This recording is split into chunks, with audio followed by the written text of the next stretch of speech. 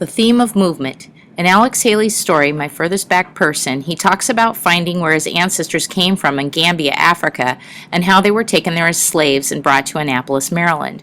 This is one example of movement of people. People can move in lots of ways, using airplanes, cars, and other forms of transportation. Sometimes when we talk about movement of people, we're talking about great migrations of people.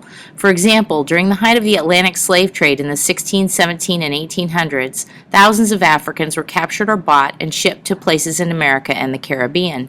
This massive movement of people changed America, changed the Caribbean, and also changed Africa. These people brought languages, ideas, and customs with them from Africa. Many of those things have become a part of American and Caribbean culture.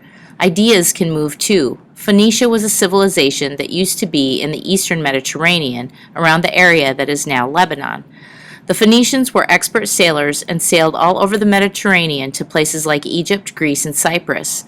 Throughout the course of their travels, they spread ideas. For example, the Phoenicians had an alphabet for writing. This was gradually adopted around the Mediterranean. Many of the gods we think of as Greek gods actually originated in ancient Phoenicia. The Greeks adopted some of the Phoenicians' beliefs and gods. The Phoenicians also spread innovations like purple dye, metalworking, and clay pottery around the Mediterranean. Movement of goods is about how we get the things we need. Beef cattle raised in California might be shipped by train someplace else to be slaughtered, then distributed around so we can buy those steaks in the grocery store.